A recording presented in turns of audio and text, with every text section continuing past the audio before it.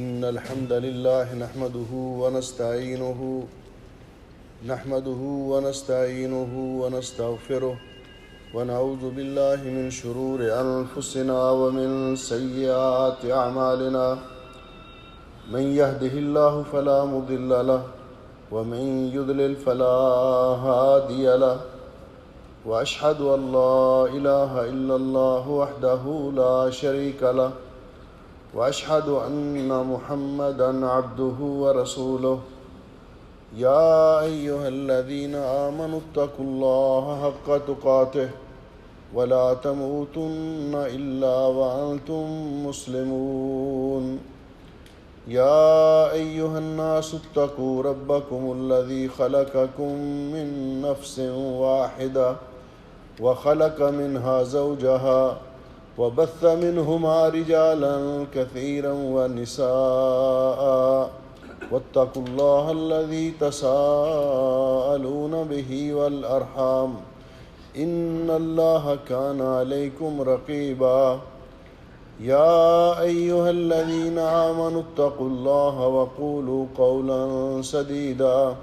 يصلح لكم أعمالكم ويغفر لكم ذنوبكم ومن يطع الله ورسوله فقد فاز فوزا عظيما اللهم صل على محمد وعلى آل محمد كما صليت على إبراهيم وعلى آل إبراهيم إنك حميد مجيد اللهم بارك على محمد وعلى آل محمد كما باركت على إبراهيم وعلى آل إبراهيم إنك حميد مجيد أما بعد فيا أيها الناس إن خير الحديث كتاب الله وخير الهدي هدي محمد صلى الله عليه وسلم وشر الأمور محدثاتها وكل محدثة بدعة وكل بدعة ضلالة وكل ضلالة في النار أعوذ بالله السميع العليم من الشيطان الرجيم ولله على الناس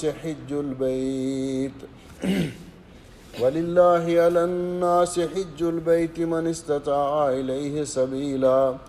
ومن كفر فإن الله غني عن العالمين قابل صد احترام بزرگوں، بھائیوں اور عزیزوں، آج کے خطبہ جمعہ کا عنوان ہے الحج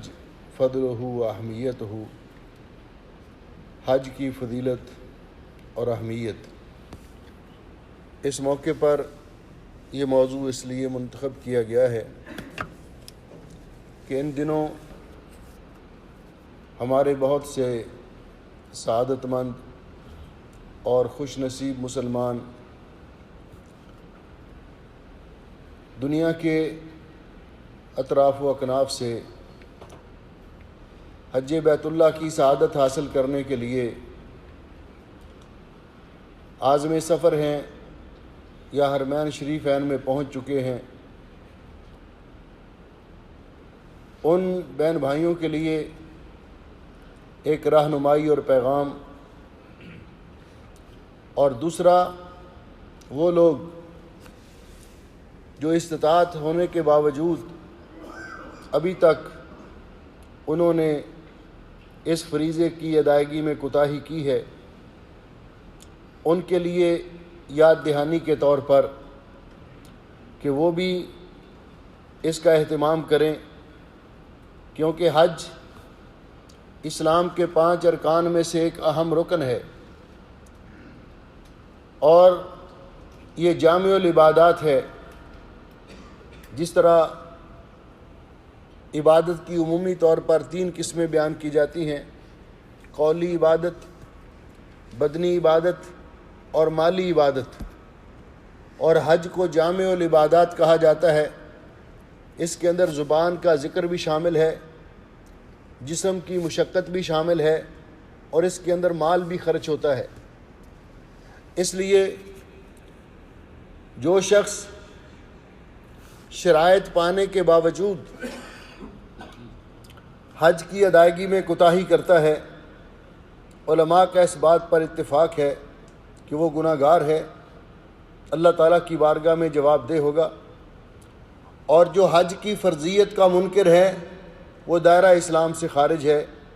کیونکہ حج اسلام کے 5 ارکان میں سے ایک اہم رکن ہے۔ اللہ سبحانہ و تعالیٰ نے سن 9 ہجری میں حج کو فرض قرار دیا۔ پیارے نبی حضرت محمد الرسول اللہ صلی اللہ علیہ وسلم نے اپنی حیات طیبہ میں ایک ہی مرتبہ حج ادا فرمایا، جس کو حجۃ الوداع کہتے ہیں، اور 4 مرتبہ آپ نے عمرہ ادا کیا۔ اس لیے حج کے لیے جانے والے لوگ اس فریضے کی ادائیگی کے لیے جو بیت اللہ شریف میں پہنچتے ہیں، ان کے لیے لازمی ہے کہ جہاں اور بہت سارے امور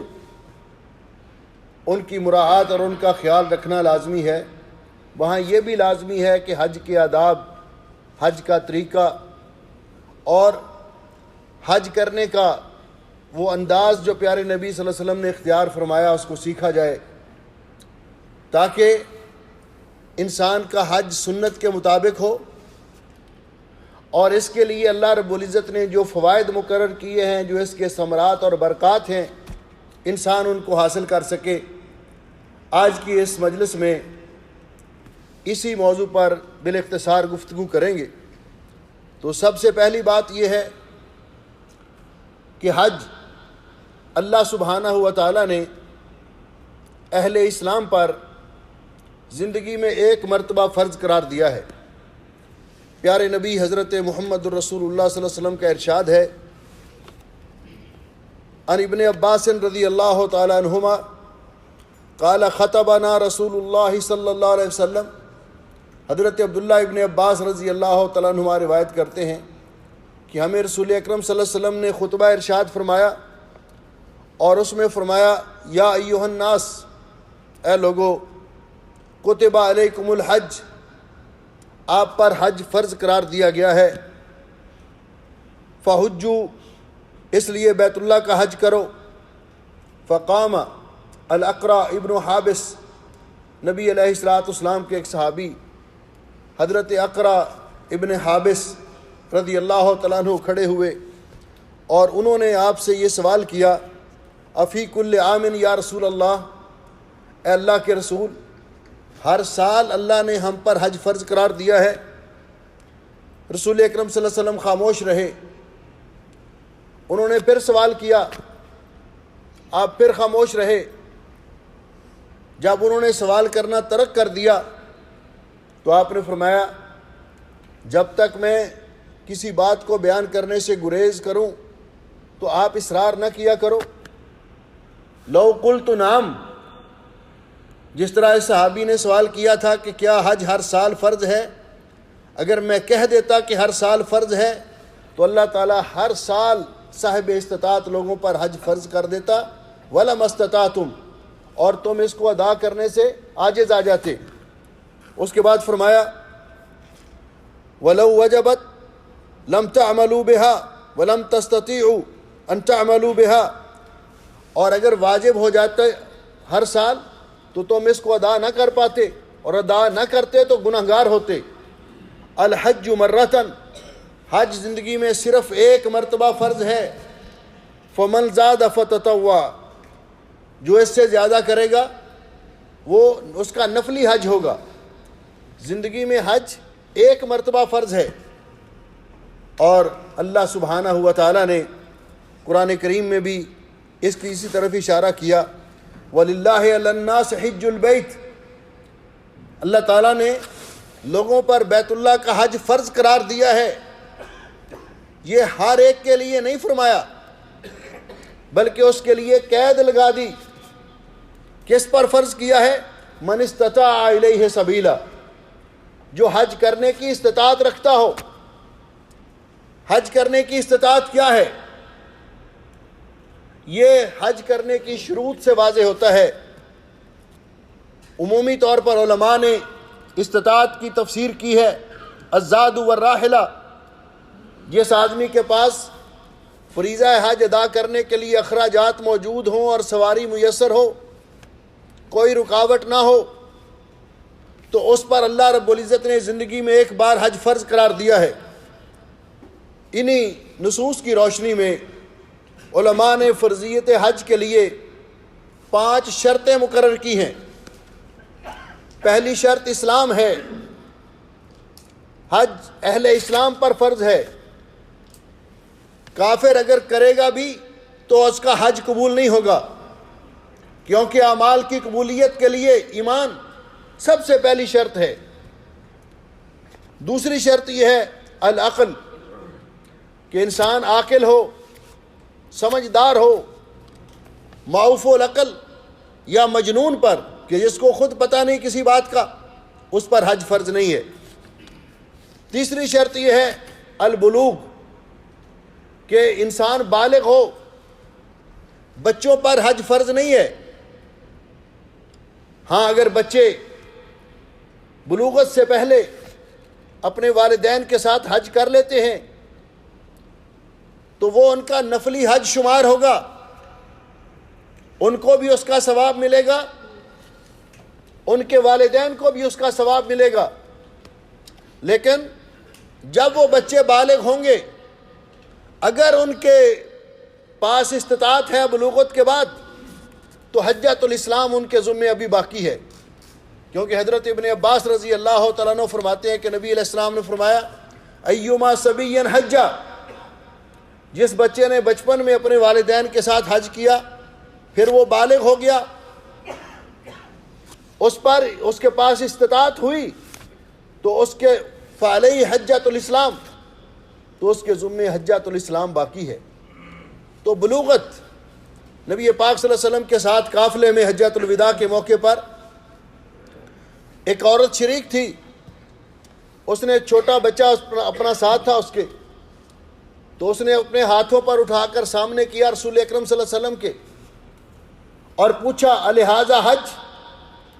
کیا اس بچے کو بھی حج کرواؤں تو اس کا حج ہو جائے گا؟ تو نبی علیہ السلام نے فرمایا نعم ولک اجر، ہاں اس کا بھی حج ہوگا اور آپ کو اس کا اجر ملے گا۔ گویا کہ اس کا حج بچے کا وہ نفلی حج ہوگا۔ بالغ ہونے کے بعد اگر اس کے پاس استطاعت نہیں ہے تو کوئی بات نہیں ہے، لیکن اگر اس کے پاس استطاعت ہے تو اس پر حجۃ الاسلام فرض ہے۔ چوتھی شرط یہ ہے الحریہ،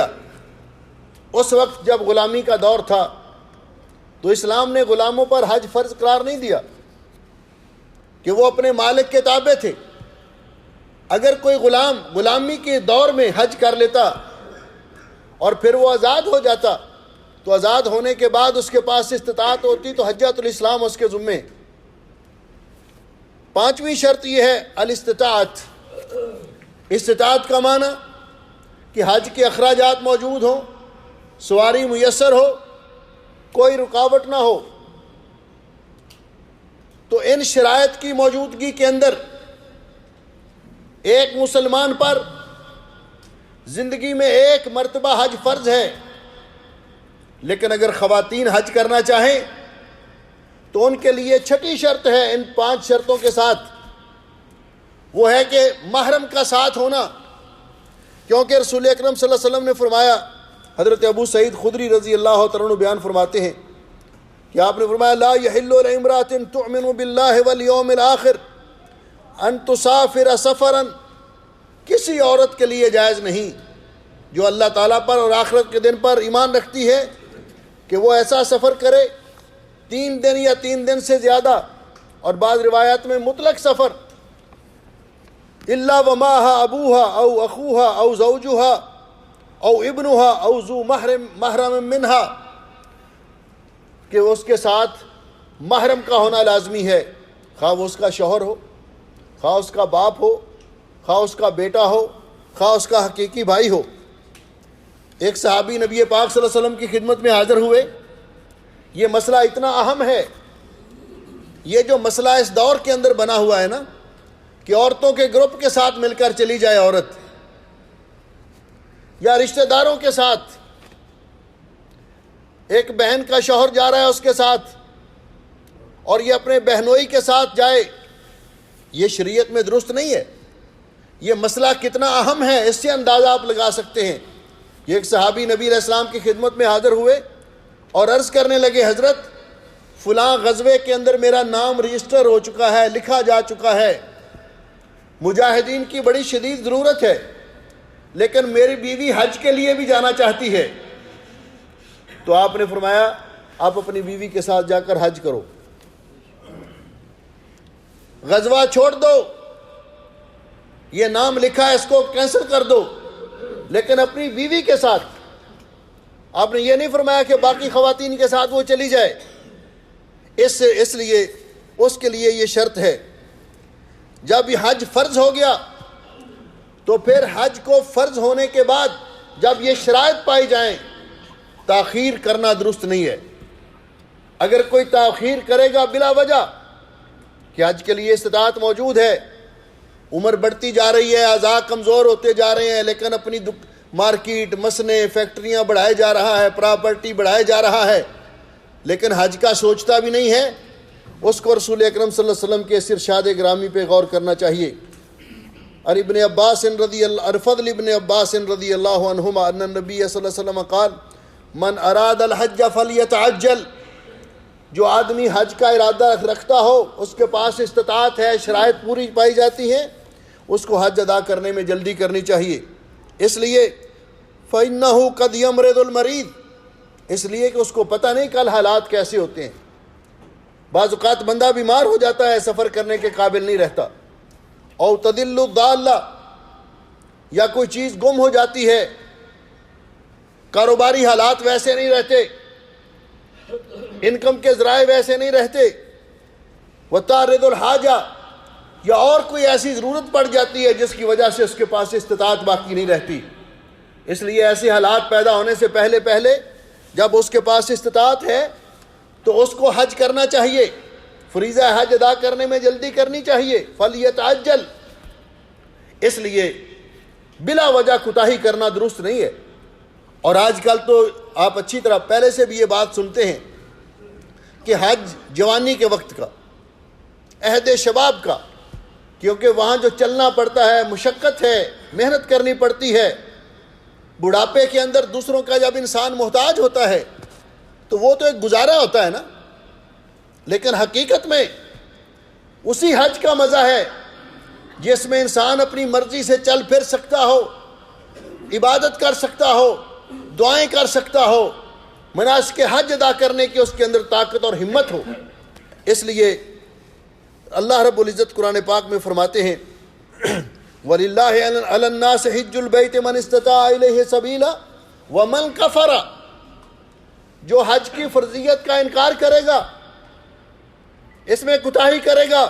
فَإِنَّ اللَّهَ غَنِيٌّ عَنِ الْعَالَمِينَ، اللہ سبحانہ و تعالی جہان والوں سے مستغنی ہے۔ یہ عبادت حج ہماری اپنے لیے، اپنے فائدے کے لیے ہے، اللہ رب العزت کو اس کی کوئی پرواہ نہیں۔ اس لیے اللہ سبحانہ و تعالیٰ کا یہ فضل و کرم اور احسان ہے کہ اللہ تعالیٰ نے اپنے بندوں کے گناہوں کو بخشنے کے لیے، ان کے درجات کو بلند کرنے کے لیے یہ مواقع ہمیں فراہم کیے ہیں۔ عن عبداللہ ابن مسعود رضی اللہ تعالیٰ عنہ قال قال رسول اللہ صلی اللہ علیہ وسلم، حضرت عبداللہ ابن مسعود رضی اللہ عنہ فرماتے ہیں کہ رسول اکرم صلی اللہ علیہ وسلم نے فرمایا تابعوا بین الحج والعمرہ، گاہے بگاہے حج اور عمرہ کرتے رہا کرو، کبھی حج کے لیے چلے گئے، کبھی عمرے کے لیے چلے گئے، اس لیے کہ اللہ رب العزت نے اس کے اندر دو فائدے رکھے ہیں۔ ایک فائدہ یہ رکھا ہے فَإِنَّهُمَا يَنْفِيَانِ الْفَقْرَ وَالذُّنُوبَ، یہ انسان سے دو چیزوں کا خاتمہ کر دیتے ہیں، ایک فقیری کا، اللہ تعالیٰ انسان کے حالات بدل دیتے ہیں، وَالذُّنُوبَ، اور انسان کے گناہوں کو مٹا دیتے ہیں، گناہوں کی بخشش کا ذریعہ بنتے ہیں۔ فرمایا اس طرح کما ينفی الکیر خبث الحدید والذهب والفضہ، جس طرح بٹی کے اندر سونے یا چاندی کو رکھا جائے تو اس کی میل کچیل کو دور کر دیتا ہے، وہ بٹی، وہ آگ۔ اسی طرح حج، عمرہ انسان سے فقیری کا خاتمہ کر دیتا ہے، انسان کے گناہوں کی معافی کا ذریعہ بن جاتا ہے۔ اور فرمایا وَلَيْسَ لِلْحَجَّةِ الْمَبْرُورَةِ ثَوَابٌ إِلَّا الْجَنَّةِ، اللہ تعالیٰ کے ہاں حج مبرور کا بدلہ جنت کے سوا کوئی نہیں۔ اور دوسری روایت میں رسول اکرم صلی اللہ علیہ وسلم نے فرمایا العمرۃ الی العمرۃ کفارۃ لما بینہما، ایک عمرہ کر کے آئے انسان دوسرے عمرے تک، اس کے درمیان جو گناہ ہو جاتے ہیں انسان سے، دوسرا عمرہ ان کے لیے کفارہ بن جاتا ہے۔ والحج الحج المبرور، اور حج مبرور لیس لہ جزاء الا الجنہ، اس کا بدلہ اللہ کے ہاں جنت کے سوا کچھ نہیں۔ حج مبرور کیا ہے؟ نبی پاک صلی اللہ علیہ وسلم سے پوچھا گیا وما بر الحج، آپ نے فرمایا بر الحج یہ ہے اطعام الطعام ولین الکلام، انسان حجاج کو، لوگوں کو،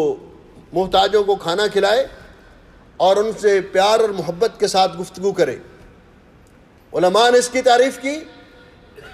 کہ حج مبرور یہ ہے جو خالص اللہ کی رضا کے لیے ہو، نبی پاک صلی اللہ علیہ وسلم کی سنت کے مطابق ہو، اور حج کے آداب جو اللہ رب العزت نے بیان کیے ہیں ان کو ملحوظ رکھتے ہوئے کیا جائے۔ اور وہ کیا ہے؟ اللہ رب العزت فرماتے ہیں الحج اشہر معلومات، حج کے مہینے معلوم ہیں، یعنی وہ مہینے جن کے لیے حج کے لیے احرام باندھا جاتا ہے، جن مہینوں کے اندر شوال، ذیقعد اور ذوالحج کے ابتدائی 10 دن۔ اس کے بعد فرمایا فمن فرض فیہن الحج، جو ان مہینوں کے اندر حج کرنے کا ارادہ رکھتا ہو، فلا رفث ولا فسوق ولا جدال فی الحج، اس کو کوئی بےہودگی اور بے حیائی کی بات نہیں کرنی چاہیے، حتیٰ کہ احرام کی حالت میں ایک دوسرے کے ساتھ رشتہ طے کرنا بچوں کا یہ بھی جائز نہیں، شادی اور منگنی سے متعلقہ کوئی گفتگو کرنا جائز نہیں، بےہودہ بات کرنا، فحش گوئی کرنا حرام ہے حج کے دوران۔ فلا رفث ولا فسوق، نہ کبیرہ گناہ کرنا جائز ہے، نہ گالی گلوچ کرنا جائز ہے، نہ کسی کو سب و شتم کرنا جائز ہے، ولا جدال، اور نہ لڑائی اور جھگڑا کرنا جائز ہے۔ حجاج کرام جو ان دنوں حج کرنے کے لیے جا رہے ہیں، اللہ تعالیٰ ان کا سفر بخیر بنائے اور ان کو حج مبرور کرنے کی سعادت عطا فرمائے، اور ان کو وہ ثواب عطا کرے جو اللہ رب العزت نے حج مبرور کے لیے مقرر کیا ہے۔ اور جو ہم دل میں خواہش رکھتے ہیں نہیں جا سکتے، اس سال نہیں جا سکے، اللہ ہمیں بھی موقع نصیب فرمائے۔ لیکن جو بھی حج کرنے کے لیے جائے اس کے ذہن میں یہ بات رہنی چاہیے کہ وہ مکہ معظمہ کے اندر رہائش پذیر ہو یا مدینہ طیبہ کے اندر، جہاں بھی اس کی رہائش ہوگی وہ حرم کے حدود کے اندر ہے۔ حرم کی حدود کے اپنے تقاضے ہیں، حرم کی حدود میں لڑائی جھگڑا کرنا، کسی کو خوف زدہ کرنا، وہاں کے جانوروں کو خوف زدہ کرنا، وہاں کے درختوں کو بلا وجہ کاٹنا یا وہاں کی گری پڑی چیز اٹھانا یہ جائز نہیں ہے، سوائے اس کے کہ جس کو یہ پتہ ہو کہ یہ فلاں کی ہے اور میں اس تک پہنچا سکتا ہوں تو وہ اٹھا کر اس تک پہنچا دے، وگرنہ حرم کا لقطہ، حرم کی گری ہوئی چیز کو اٹھانا جائز نہیں ہے۔ ٹھیک ہے وہ ڈھونڈتا ہوا تلاش کرنے والا آئے گا، یا پھر جو جگہ مقرر ہیں کہ وہاں لوگ اپنی گمشدہ چیزوں کے لیے رجوع کرتے ہیں، وہاں جا کر اس کو جمع کروا دے، اپنے پاس رکھنا یہ درست نہیں ہے۔ اور حرم کی حدود کا تقاضا ہے کہ باقی علاقے کے اندر، اور یہ جو مہینے ہیں حرمت والے، ذیقعد، ذوالحج اور محرم، یہ ذیقعد کا مہینہ ہے، ان کے اندر گناہوں سے بالاولیٰ بچنا چاہیے، اور حرم کی حدود کے اندر تو یہ احتیاط اور لازم ہے۔ تو اس بات کا ہر حج کے لیے جانے والا مرد اور عورت، چھوٹا یا بڑا، اس کو ان باتوں کا خیال رکھنا چاہیے۔ رسول اکرم صلی اللہ علیہ وسلم نے فرمایا کہ جو شخص حج کرنے کے لیے گیا اور اس نے سنت کے مطابق حج کیا، یہ شخص جو حج کے لیے جانے والا ہے، عازم سفر ہونے والا ہے، اللہ تعالیٰ کی نگاہ میں اس کی اتنی قدر و منزلت ہے، کوئی کسی دوسرے ملک میں جائے تو کسی بادشاہ کا مہمان، کسی بڑے آدمی کا مہمان، لیکن حج اور عمرہ کے لیے جانے والے یہ اللہ کے مہمان ہیں، یہ اللہ کے مہمان ہیں۔ نبی پاک صلی اللہ علیہ وسلم نے فرمایا الحجاج والعمار وفد اللہ، حج اور عمرے کے لیے جانے والے یہ اللہ کے مہمان ہیں، دعاہم،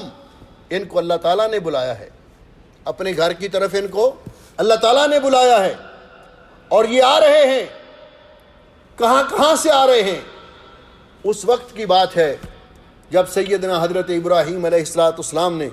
بیت اللہ شریف کو تعمیر کیا تو اللہ رب العزت نے ان کو حکم دیا وَأَذِّن فِي النَّاسِ بِالْحَجِّ، لوگوں میں حج کے لیے اعلان کر دیجئے، بیت اللہ شریف تیار ہو چکا ہے۔ جب آپ اعلان کریں گے وَأَذِّن فِي النَّاسِ بِالْحَجِّ يَأْتُوكَ رِجَالًا وَعَلَىٰ كُلِّ ضَامِرٍ يَأْتِينَ مِن كُلِّ فَجٍّ عَمِيقٍ، لوگ آپ کے بیت اللہ کا حج کرنے کے لیے پیدل بھی آئیں گے، دور دراز سے لمبے سفر کر کے تھکی ماندی سواریوں پر بھی پہنچیں گے بیت اللہ کا حج کرنے کے لیے۔ اور آج یہ ہم اپنی آنکھوں کے ساتھ مشاہدہ کر رہے ہیں کہ دنیا کے ہر کونے سے مسلمان پہنچتے ہیں، اور یہ مسلمانوں کا سب سے عظیم اجتماع ہے جس میں ڈسپلن کا اس طرح خیال رکھا جاتا ہے کہ آپ حیران ہوں گے، دنیا میں کہیں اس کی مثال نہیں ملتی۔ 20-30 لاکھ کے قریب مسلمان جمع ہوں، اور کوئی وہاں بیٹھا ہے، کوئی وہاں بیٹھا ہے، کوئی تلاوت کر رہا ہے، کوئی نفل پڑھ رہا ہے۔ جماعت کا وقت ہوتا ہے، امام ایک دفعہ کہتا ہے استووا، لمحے کے اندر صفیں برابر ہو جاتی ہیں۔ دنیا میں کوئی قوم ایسی نہیں جس کے پاس ایسا ڈسپلن ہو، اتنا بڑا مجمع اس کو اتنے مختصر وقت میں کنٹرول کر لیں اور منظم کر لیں۔ یہ اسلام کو اللہ نے شرف بخشا ہے۔ حج کے منافع میں سے یہ بھی ہے کہ دنیا میں آئے ہوئے اطراف و اکناف سے مسلمان ایک دوسرے سے ملتے ہیں، ایک دوسرے کے احوال سے آگاہ ہوتے ہیں، ایک دوسرے کے مسائل کا علم ہوتا ہے۔ اللہ سبحانہ و تعالیٰ نے اسی لیے یہ حج جو مقرر کیا ہے، پیارے نبی حضرت محمد رسول اللہ صلی اللہ علیہ وسلم فرماتے ہیں من حج، جس آدمی نے حج کیا، ولم یرفس، حج کے اندر کوئی بے حیائی بےہودگی کی بات نہیں کی، ولم یفسق، کوئی فسق و فجور نہیں کیا، جب حج کر کے اللہ کی رضا کے لیے وہاں سے واپس پلٹتا ہے تو ایسے واپس پلٹتا ہے رجا کا یوم ولدت امہ، اس طرح گناہوں سے پاک صاف کر کے واپس پلٹتا ہے جیسے آج ہی ماں کے پیٹ سے پیدا ہوا۔ اللہ سبحانہ و تعالی ہمیں توفیق بخشے، یہ سعادت بخشے کہ ہمیں بھی حج مبرور ادا کرنے کی توفیق عطا فرمائے، اور ہمارے وہ بہن بھائی، وہ عزیز جو جا رہے ہیں، اللہ تعالیٰ ان کو بھی صحت و عافیت سے نوازے، کسی بھی قسم کے حادثے اور پریشانی سے بچائے، صحت و عافیت کے سائے میں ان کو بھی حج مبرور ادا کرنے کی توفیق بخشے، اور گناہوں سے پاک صاف کر کے خیر و عافیت کے ساتھ اپنے گھروں میں واپس لائے۔ اقول قولی ھذا استغفر اللہ لی ولکم ولسائر المسلمین من کل ذنب واتوب الیہ۔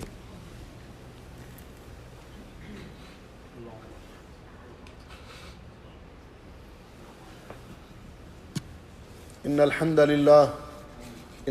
للہ نحمده ونستعینه ونستغفره ونعوذ باللہ من شرور انفسنا ومن سیئات اعمالنا من يهده الله فلا مضل له ومن يضلل فلا هادي له اشهد ان لا اله الا الله وحده لا شريك له واشهد ان محمدا عبده ورسوله اما بعد۔ محترم بھائیوں اور عزیزوں، یہ حج کا فریضہ ادا کرنے کے لیے یا نفلی حج ادا کرنے کے لیے جانے والے لوگ، ان کے پاس یہ بڑی قیمتی فرصت ہے۔ اپنا وقت ضائع نہ کریں، اپنی قدر کو پہچانیں کہ یہ اللہ کے مہمان ہیں، اور اپنی نیت میں اخلاص پیدا کریں، کیونکہ اللہ رب العزت نے حکم دیا ہے وَأَتِمُّ الْحَجَّ وَالْعُمْرَةَ لِلَّهِ، اللہ کی رضا کے لیے حج اور عمرہ ادا کرو۔ اور نبی کریم علیہ السلام نے جب حج کے لیے احرام باندھا تو تو آپ سے بڑھ کر نیت میں اخلاص کس کا ہو سکتا ہے؟ تو آپ نے احرام باندھتے ہی اللہ تعالیٰ کی بارگاہ میں دعا کی، اللہم حجتاً لا سمعۃ فیہا ولا ریا، اے اللہ میرا حج ایسا بنا دے جس میں کوئی شہرت مقصود نہ ہو، ریاکاری مقصود نہ ہو، اس کو اپنی رضا کے لیے بنا دے۔ ایک تو اخلاص، اور دوسرا حج کے لیے جو نان و نفقہ ہے وہ حلال کی کمائی سے ہو، رشوت کی کمائی سے، سود کے پرافٹ سے، اور کسی کی جائیداد پہ قبضہ کر کے حج کرنے کے لیے چلے جانا، حرام کی کمائی سے جو حج کرنے کے لیے جاتا ہے، نبی علیہ السلام نے فرمایا لمبا سفر کر کے وہاں پہنچتا ہے اور دعائیں کرتا ہے یا ربی یا ربی، تو اللہ تعالیٰ اس کی دعائیں بھی قبول نہیں کرتا، اس لیے کہ اللہ فرماتے ہیں مطعمہ حرام و ملبسہ حرام، اس کی کھانا پینا حرام کی کمائی سے، لباس حرام کی کمائی سے، فَأَنَّا يُسْتَجَابُ لِذَلِكَ، اس کی دعا کیسے قبول ہو؟ اس لیے حلال کی کمائی سے، اور پھر حج کے آداب اور احکام کو سیکھا جائے، حج کے اندر جنگ و جدال سے گریز کیا جائے، اور ان چیزوں کو اپنے ذہن میں رکھا جائے کہ پیارے نبی حضرت محمد رسول اللہ صلی اللہ علیہ وسلم فرماتے ہیں احرام باندھنے کے بعد تلبیہ، گپ شپ لگانے کی بجائے، ادھر ادھر کی باتیں کرنے کی بجائے سب سے اہم کام جو ہے وہ تلبیہ کہنا ہے، اور تلبیہ لبیک اللہم لبیک لبیک لا شریک لک لبیک مرد بلند آواز سے کہیں گے، اور عورتیں قدر پست آواز سے۔ نبی علیہ الصلوۃ والسلام نے فرمایا کہ جب کوئی تلبیہ کہنے والا تلبیہ کہتا ہے تو اس کے دائیں بائیں ہر درخت، سنگریزے، ریت کے ذرات، جہاں تک زمین کا پارٹ چلا جاتا ہے وہ بھی اس کے ساتھ تلبیہ کہتے ہیں۔ اور نبی کریم علیہ الصلوۃ والسلام نے فرمایا یہ شخص حج کے لیے جانے والے، عمرے کے لیے جانے والے اتنے اللہ تعالیٰ کے ہاں مقرب ہیں کہ حاجی کی سواری اپنا ایک قدم اٹھاتی ہے اور دوسرا قدم رکھتی ہے تو اللہ تعالیٰ ایک قدم اٹھانے پر حاجی کے لیے ایک نیکی لکھ دیتے ہیں، دوسرے قدم پر اللہ تعالیٰ اس کا گناہ معاف کر دیتے ہیں۔ اور نبی کریم علیہ السلام نے فرمایا یوم عرفہ کے دن یہ بڑا اہم دن ہے حج کے لیے جانے والے، اور آپ نے اس کو ہی حج قرار دیا، الحج عرفہ۔ یوم عرفہ کے دن تمام لوگ اس بات کی تاکید کریں کہ وہ میدان عرفات کی حدود کے اندر پہنچیں۔ جو میدان عرفات کی حدود سے باہر بیٹھے رہیں گے وہیں سے واپس آ جائیں گے، ان کا حج نہیں ہوگا۔ اور مسجد نمرہ جو اپنا میدان عرفات میں ہے، اس مسجد میں اس کا پہلا حصہ محراب کی طرف، یہ تقریباً 1 ثلث سے زیادہ یہ حرم کی حدود سے باہر ہے جہاں امام خطبہ دیتا ہے۔ اس لیے امام کا خطبہ سننے کے بعد، نماز ادا کرنے کے بعد وہاں بورڈ لگے ہوئے ہیں کہ یہاں سے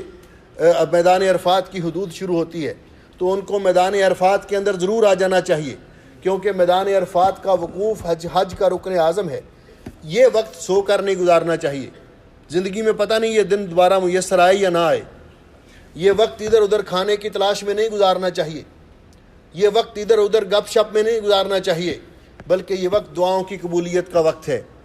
اس وقت اللہ تعالیٰ سے دعائیں کرنی چاہیے، اللہ تعالیٰ کے سامنے گڑ گڑانا چاہیے، اپنے گناہوں کی معافی مانگنی چاہیے۔ اور نبی علیہ السلام نے فرمایا خیر الدعاء دعاء یوم عرفہ، سب سے بہترین دعا یوم عرفہ کی دعا ہے۔ وخیر ما قلت انا والنبیون قبلی، میں نے بھی اور مجھ سے پہلے بھی تمام انبیاء نے جو دعا کی یہاں پہ، لا الہ الا اللہ وحدہ لا شریک لہ لہ الملک ولہ الحمد وہو علی کل شیء قدیر۔ اس لیے جب میدان عرفات کا سورج غروب ہوتا ہے تو نبی علیہ السلام نے فرمایا کہ جبریل امین ابھی میرے پاس اللہ کا پیغام لے کر آئے کہ اللہ تعالیٰ نے فرمایا کہ میں آپ کو یہ پیغام سنا دوں، اللہ تعالیٰ کی خوشخبری سنا دوں کہ اللہ تعالیٰ نے آپ کے نام سلام بھیجا ہے، اور ساتھ فرمایا کہ اللہ تعالیٰ نے یہاں جمع ہونے والوں کو معاف کر دیا ہے، اللہ نے ان کے گناہوں کو معاف کر دیا ہے۔ تو حضرت عمر رضی اللہ تعالیٰ عنہ نے پوچھا حضرت کیا یہ معافی آج صرف ہمارے لیے خاص ہے یا بعد میں آنے والے لوگوں کے لیے؟ تو نبی علیہ السلام نے فرمایا قیامت تک جو لوگ یہاں آئیں گے اللہ کی رضا کے لیے وقوف کریں گے، ان کے لیے یہ معافی کا اعلان ہے کہ اللہ تعالیٰ ان کو فرماتے ہیں کہ جاؤ میں نے تمہیں معاف کر دیا، اب آئندہ زندگی دھیان سے گزارنا۔ تو حضرت عمر کہتے ہیں کثر خیر اللہ و طاب، اللہ تعالیٰ کی خیر اور بھلائی کتنی عام ہے۔ اللہ رب العزت ہمیں، اور اماں عائشہ فرماتی ہیں یوم عرفہ کے دن اللہ تعالیٰ جتنے لوگوں کو جہنم سے آزاد کرتا ہے کسی اور دن میں اتنے لوگوں کو جہنم سے آزاد نہیں کرتا۔ اللہ تعالیٰ فرشتوں کے سامنے فخر کرتے ہیں کہ میرے ملائکہ، یہ میرے بندے دور دراز کے سفر کر کے گرد سے اٹے ہوئے لباس، بکھرے ہوئے ان کے بال، اور یہ یہاں جمع ہیں، کس لیے آئے ہیں؟ یا اللہ تو اسے بخشش اور مغفرت کرنے کے لیے آئے۔ تو اللہ تعالیٰ فرشتوں کے سامنے فخر کرتے ہیں۔ اس لیے یہ بڑا قیمتی اور اہم وقت ہے، اس کو ضائع نہیں کرنا چاہیے۔ اللہ تعالیٰ توفیق بخشے کہ ہم اس سے استفادہ کریں اور ہمارے بہن بھائی اس سے استفادہ کریں جو حج کے لیے جا رہے ہیں۔ کچھ دعاؤں کے لیے اپیل کی گئی ہے۔ ہمارے بھائی نثار صاحب، ان کو پچھلے دنوں اللہ تعالیٰ نے پوتا عطا کیا تھا، وہ بیٹا چند دنوں کے بعد اللہ تعالیٰ کو پیارا ہو گیا، تو ان کو اس میں بڑا صدمہ ہے۔ وہ پاکستان گئے ہیں۔ اللہ تعالیٰ اس بچے کو ان کے لیے ذخیرہ آخرت بنائے، اور اللہ سبحانہ و تعالیٰ ان کو اور تمام خاندان کو صبر جمیل کی توفیق عطا فرمائے۔ ہمارے بھائی عبداللہ شاد صاحب کی ہمشیرہ کافی بیمار تھی، وہ 2 دن پہلے اللہ کو پیاری ہو گئی ہیں، فوت ہو گئی ہیں۔ انہوں نے بھی دعا کے لیے اپیل کی ہے کہ اللہ تعالیٰ ان کی بھی مغفرت فرمائے۔ ہمارے ختان میں بڑے پیارے ساتھی قاری رضوان صاحب، ان کی اہلیہ بھی کل پاکستان میں وفات پا گئی ہیں، ان کے لیے بھی دعا کریں، اللہ ان کی مغفرت فرمائے۔ ہمارے بھائی شاہد اسلم صاحب کے لیے دعا کریں، اللہ ان کو صحت کاملہ عطا فرمائے۔ ہمارے ساتھی راجہ سجاد صاحب، وہ بھی ان کے دل کا آپریشن ہوا ہے، ان کے لیے بھی دعا کریں کہ اللہ سبحانہ و تعالیٰ ان کو بھی شفائے کاملہ عطا فرمائے۔ ہمارے بھائی صداقت علی، ان کا بیٹا پوتا ہے چھوٹا سا الیاس، وہ بھی کینسر کا مریض ہے، اس کے لیے بھی دعا کریں، اللہ اس بچے کو بھی شفا دے۔ بھائی مجیب صاحب، ڈاکٹر مجیب صاحب کی بیٹی بیمار ہیں، ان کے لیے بھی دعا کریں۔ سب بیماروں کے لیے دعا کریں کہ اللہ بیماروں کو شفا عطا فرمائے اور فوت شدگان کی مغفرت فرمائے۔ ان اللہ و ملائکتہ یصلون علی النبی یا ایھا الذین آمنوا صلوا علیہ وسلموا تسلیما۔ اللہم صل علی محمد وعلی آل محمد کما صلیت علی ابراہیم وعلی آل ابراہیم انک حمید مجید۔ اللہم بارک علی محمد وعلی آل محمد کما بارکت علی ابراہیم وعلی آل ابراہیم انک حمید مجید۔ ربنا ظلمنا انفسنا وان لم تغفر لنا وترحمنا لنکونن من الخاسرین۔ اللہم انت اللہ لا الہ الا انت نستغفرک ونتوب الیک۔ اللہم اشف مرضانا ومرضى المسلمین، اللہم اشف مرضانا ومرضى المسلمین، اللہم اغفر للمسلمین المیتین، اللہم اغفر لهم وارحمهم وعافهم واعف عنهم، اللہم ادخلهم جنت الفردوس واعذهم من فتنة القبر وعذاب النار۔ فاطر السماوات والارض انت ولینا فی الدنیا والآخرہ، توفنا مسلمین والحقنا بالصالحین۔ اللہم انا نسألک فعل الخیرات وترک المنکرات وحب المساکین۔ اللہم اجعل هذا البلد آمنا مطمئنا رخاء سخاء وسائر بلاد المسلمین۔ ربنا آتنا فی الدنیا حسنہ وفی الآخرة حسنة وقنا عذاب النار۔ سبحان ربک رب العزة عما یصفون وسلام علی المرسلین والحمد للہ رب العالمین۔ سب درست کر